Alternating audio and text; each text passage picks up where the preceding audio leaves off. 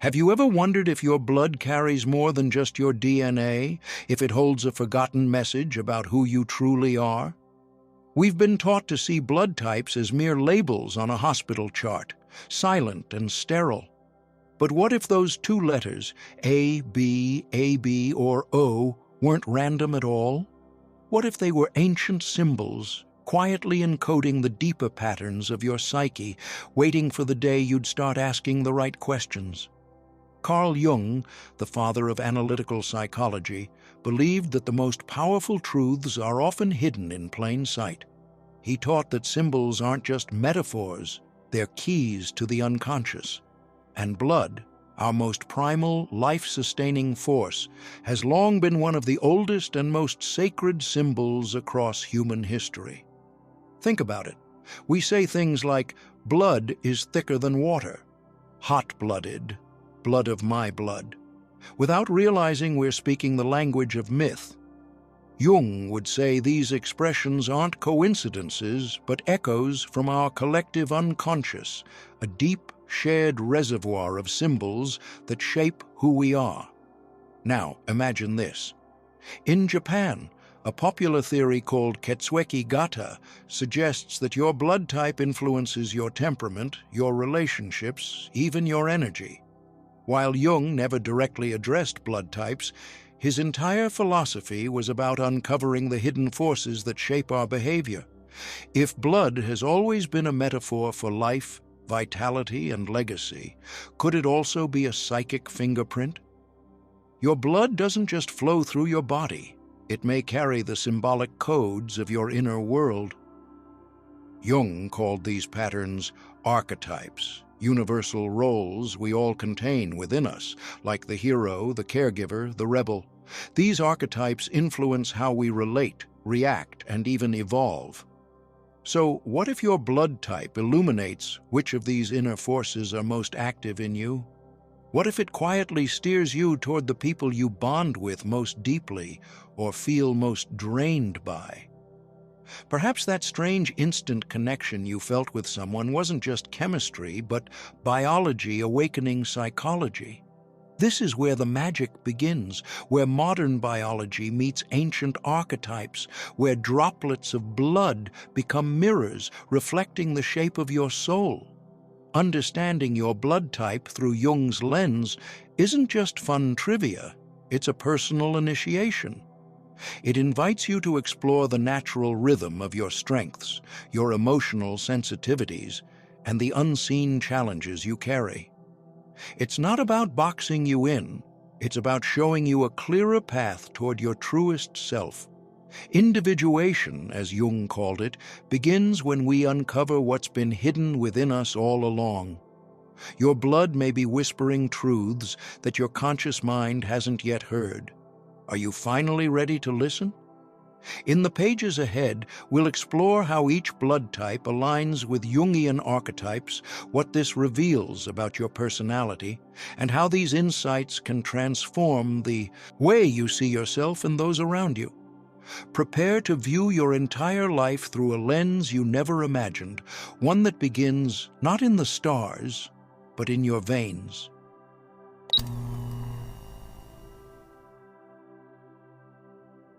To walk through life as a Type A is to carry within your bloodstream the silent signature of the perfectionist archetype, what Jung might have seen as the sage, quietly organizing the world not only outside, but within.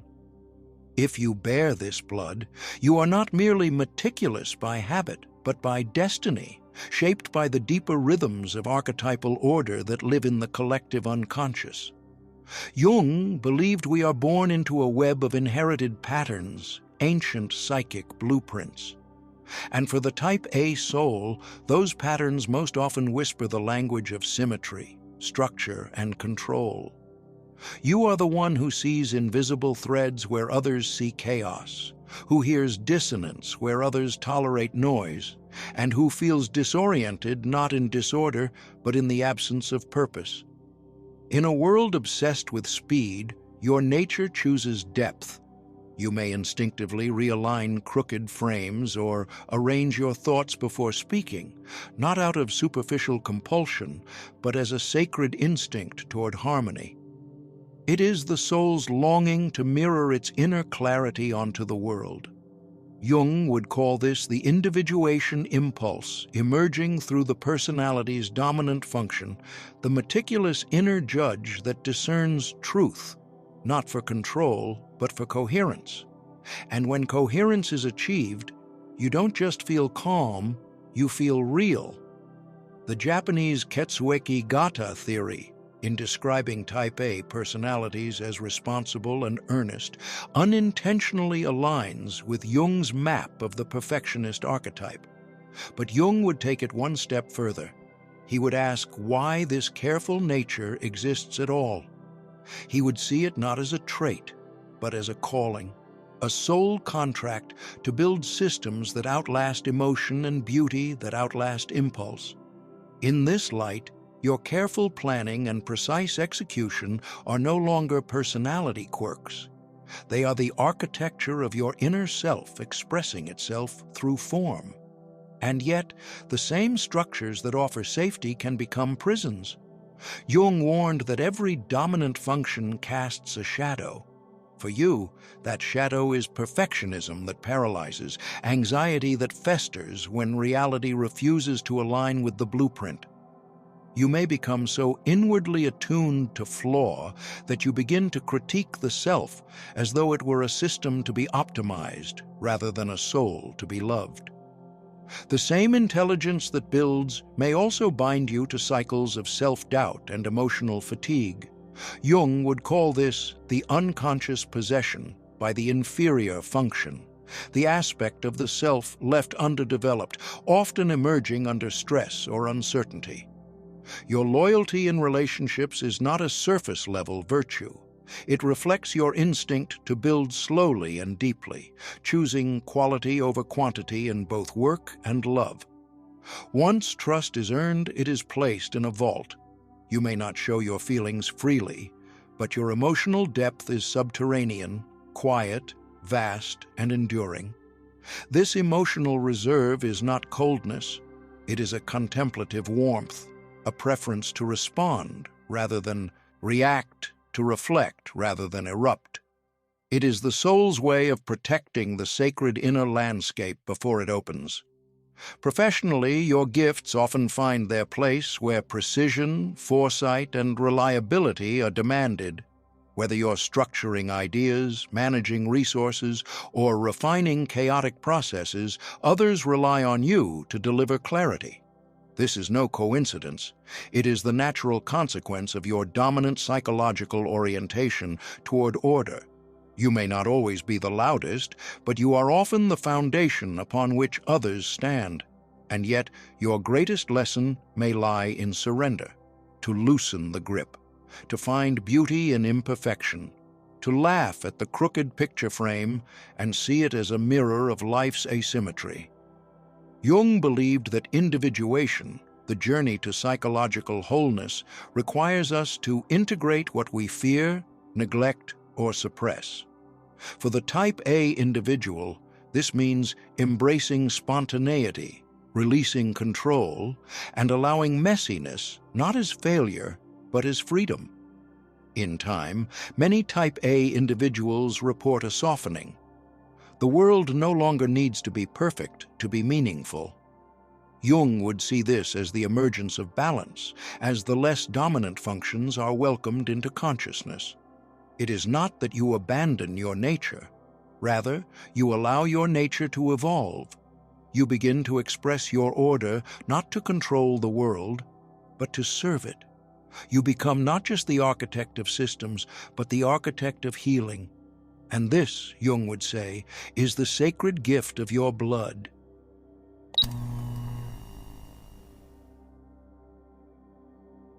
What does it mean to walk through life as a seeker, not of destinations, but of depth?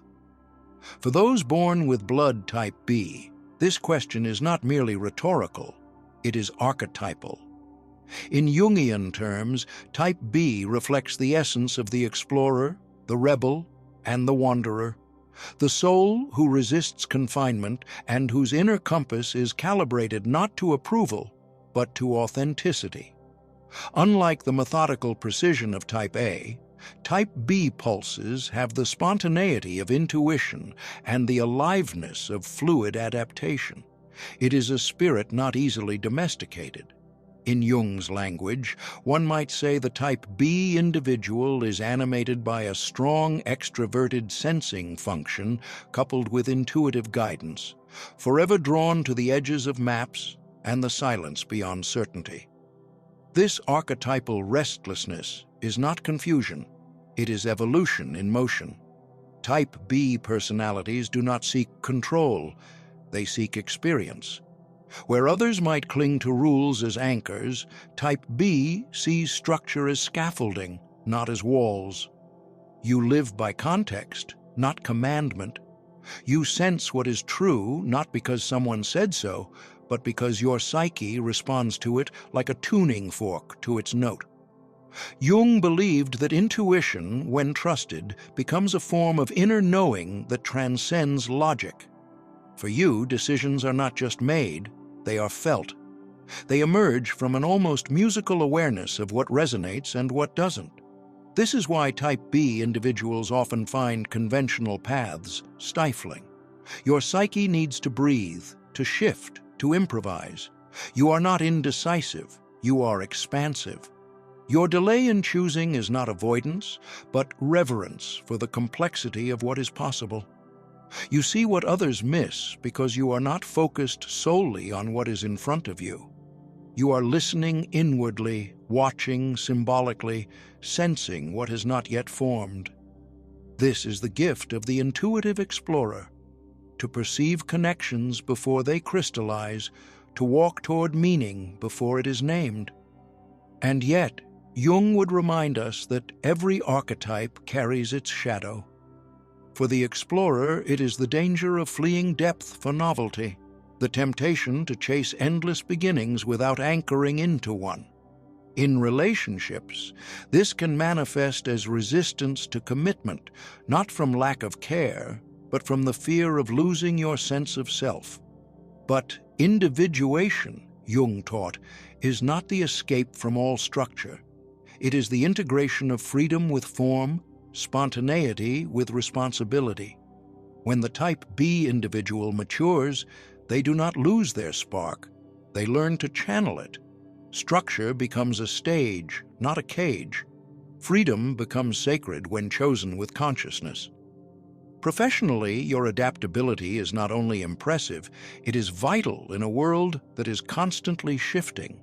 Whether you are inventing solutions, navigating diverse cultures, or translating inner truths into creative expression, your presence is like oxygen in a room that has grown too stale with repetition. You bring new life.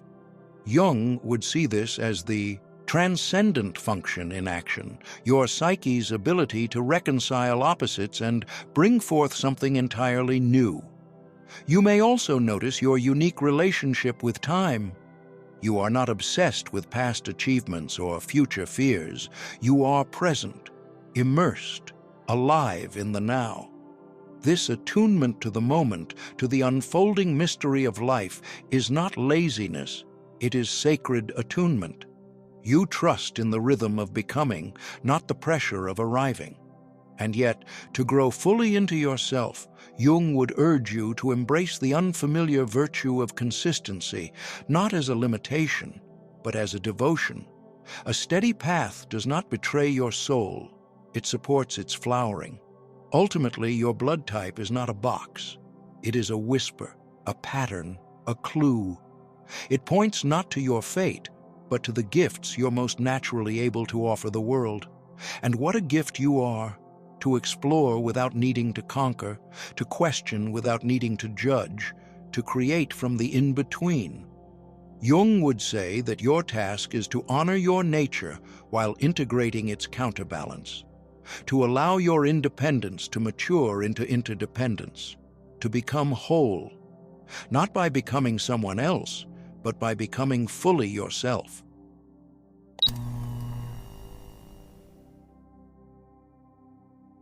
Among all the blood types, none carries the archetypal weight of paradox more than type AB.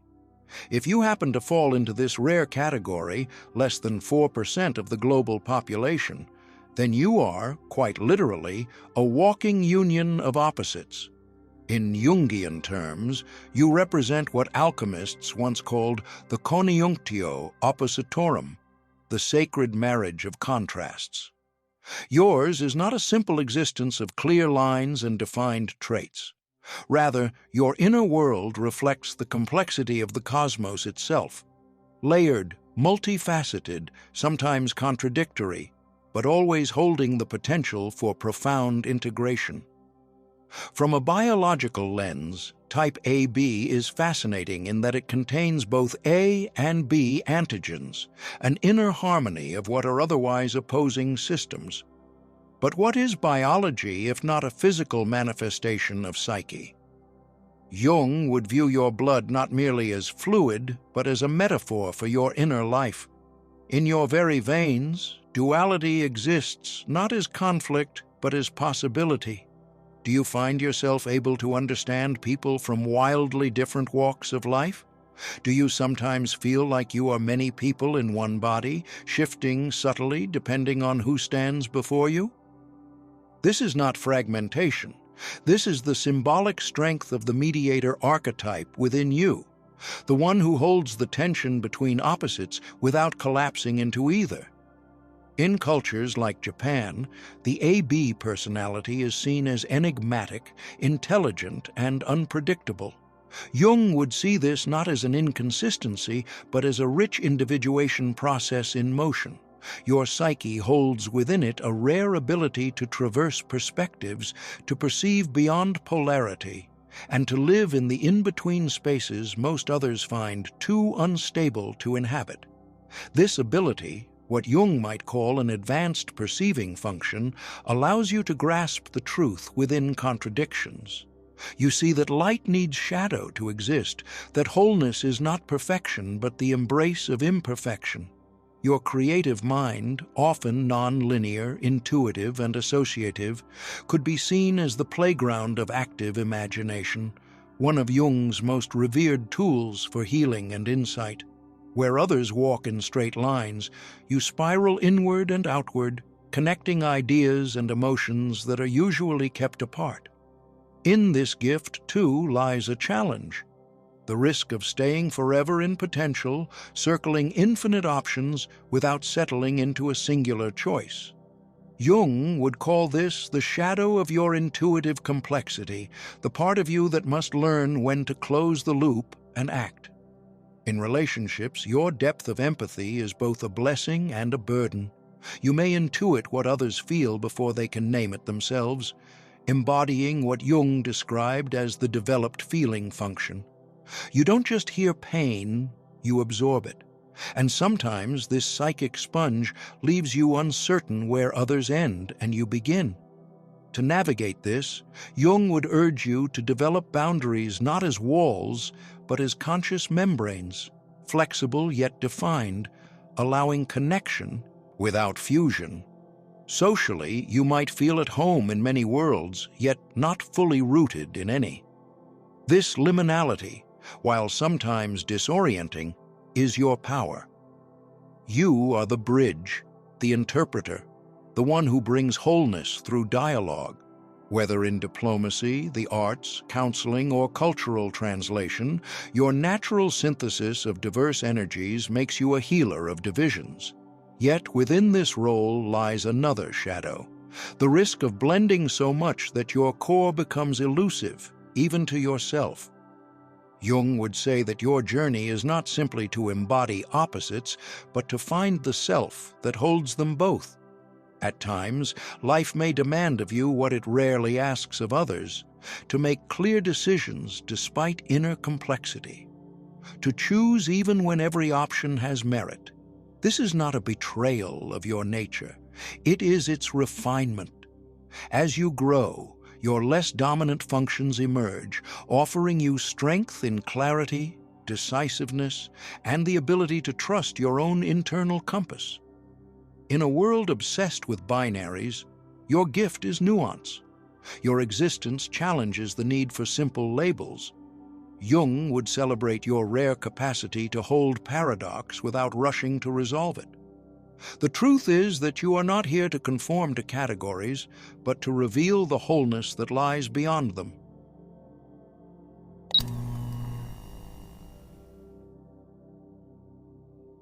There is a primordial rhythm embedded within Type O individuals, a psychic inheritance that pulses with the echoes of our earliest ancestors. Among all blood types, Type O is the most ancient, the foundational blueprint from which all others evolved. In Jungian language, this speaks to a closeness with the collective unconscious, the vast reservoir of shared human memory and instinct. Type O carries within it the symbolic signature of the warrior archetype, not in the modern sense of conquest, but as the eternal figure who stands at the edge of chaos, ready to defend, protect, and forge forward when others retreat. This is the energy of the hero in its rawest form, the archetypal expression of action over hesitation, instinct over overthinking, and resolve in the face of ambiguity. You may notice this in your own life. Do you feel compelled to move swiftly when others pause, to decide when others dwell in doubt? This is not impulsiveness, but an ancient knowing, a kind of somatic wisdom that bypasses deliberation because it emerges from the deepest layers of your psyche. Jung would say this is not merely personal instinct, but the activation of the warrior within, a pattern as old as humanity itself. In many cultures, including the Japanese Ketsueki-gata tradition, Type O individuals are seen as decisive, strong-willed, and courageous, attributes Jung would associate with the mature integration of the sensing-thinking axis.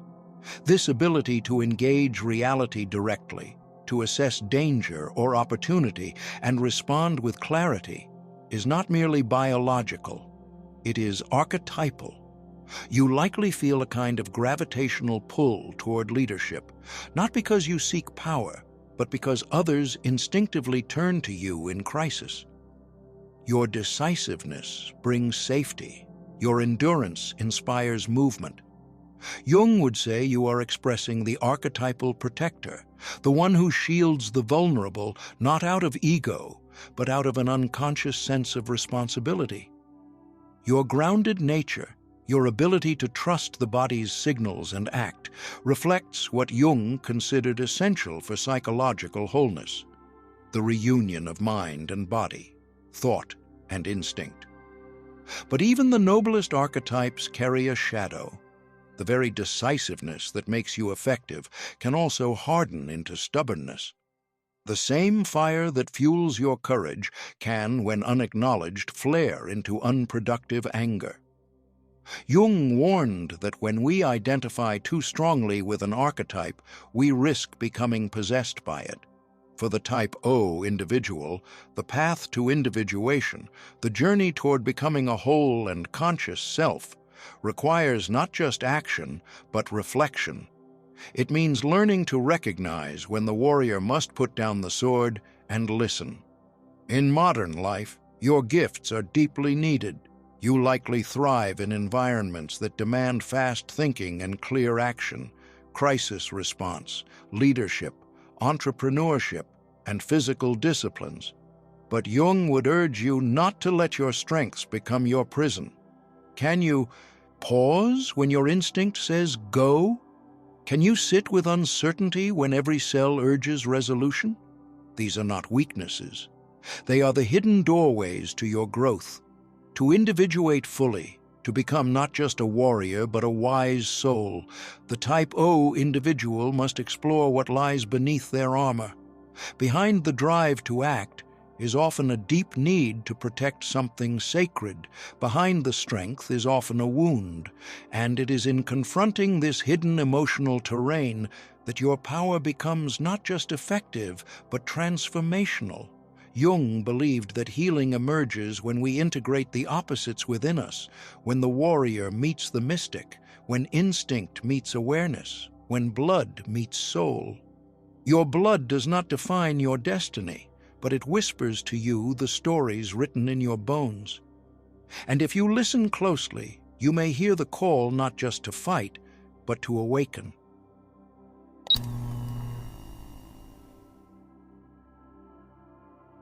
There is something hauntingly poetic about the idea that your blood, so often reduced to a medical statistic, might be the very ink with which your soul writes its hidden story.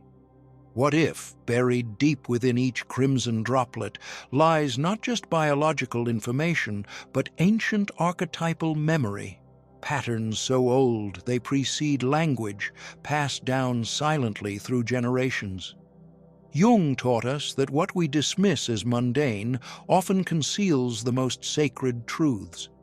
Symbols are not made, they are discovered, and they appear most vividly not in books, but in the rhythms of our lived experience.